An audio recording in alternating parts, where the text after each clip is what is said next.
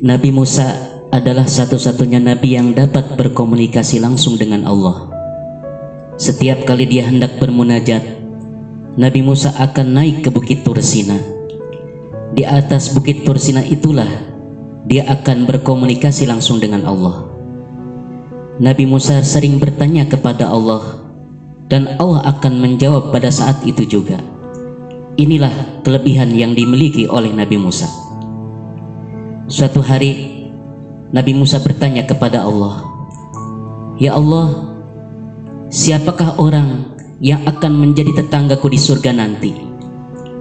Allah pun menjawab dengan mengatakan nama orang itu, kampung serta tempat tinggalnya.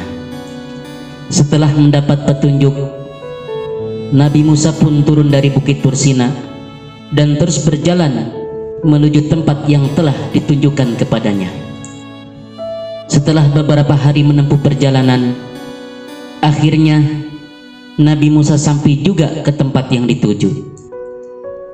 Dengan pertolongan beberapa orang penduduk di situ, Nabi Musa akhirnya dapat bertemu dengan orang tersebut. Setelah memberi salam, beliau dipersilakan masuk dan duduk di ruang tamu. Namun tuan rumah itu meninggalkan Nabi Musa dan masuk ke dalam kamar melakukan sesuatu di dalamnya. Sebentar kemudian dia keluar sambil menggendong seekor babi betina yang besar. Nabi Musa pun terkejut melihatnya. "Ada apa ini?" kata Nabi Musa di dalam hati dengan penuh keheranan. Babi itu dibersihkan dan dimandikan dengan baik. Kemudian babi itu dibersihkan sampai kering serta dipeluk dan diciumnya. Kemudian dibawanya kembali ke dalam kamar. Tidak lama kemudian dia pun keluar lagi dan membawa seekor babi jantan yang lebih besar. Babi itu juga dimandikan dan dibersihkan, diusap dengan kain hingga kering. Dan babi jantan itu pun dipeluk serta diciumnya dengan penuh kasih sayang. Babi itu kemudian dibawanya kembali ke dalam kamar.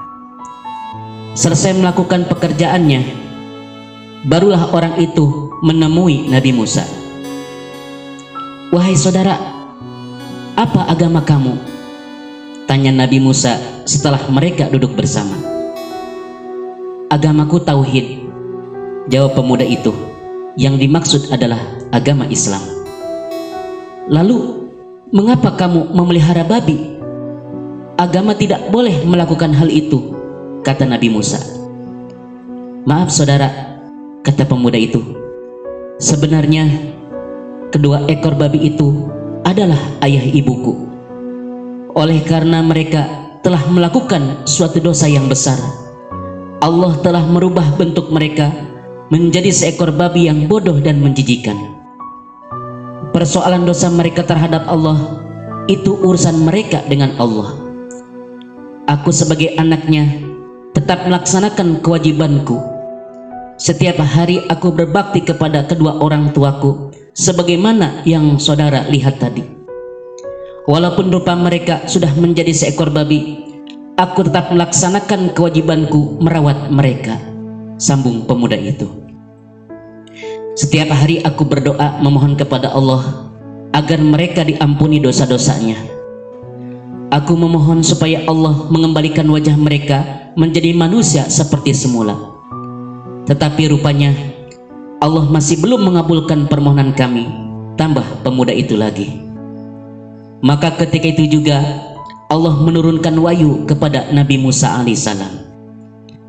"Wahai Musa, inilah orang yang akan menjadi tetanggamu di surga kelak. Itu merupakan hasil baktinya yang sangat tinggi kepada kedua orang tuanya. Meskipun kedua orang tuanya sudah berubah menjadi seekor babi, dia masih juga mau berbakti. Oleh sebab itu, kami naikkan derajatnya sebagai anak yang soleh di sisi kami. Oleh karena dia telah berada di derajat anak yang soleh di sisi kami, maka kami kabulkan doanya. Tempat kedua orang tuanya yang seharusnya di dalam neraka telah kami pindahkan ke dalam surga. Itulah berkat doa anak soleh. Doa anak soleh dapat menebus dosa kedua orang tuanya yang akan masuk ke dalam neraka hingga pindah ke dalam surga. Namun dengan syarat dia mau berbakti kepada kedua orang tuanya. Meskipun rupa kedua orang tuanya telah berubah menjadi seekor babi, mudah-mudahan kedua orang tua kita juga mendapat tempat yang layak di akhirat kelak. Walau bagaimanapun buruk perangai kedua orang tua kita, itu bukan urusan kita. Urusan kita adalah merawat dan menjaga mereka dengan penuh kasih sayang sebagaimana mereka menjaga kita sewaktu kecil hingga dewasa. Demikian akhir dari kisah ini, semoga bermanfaat.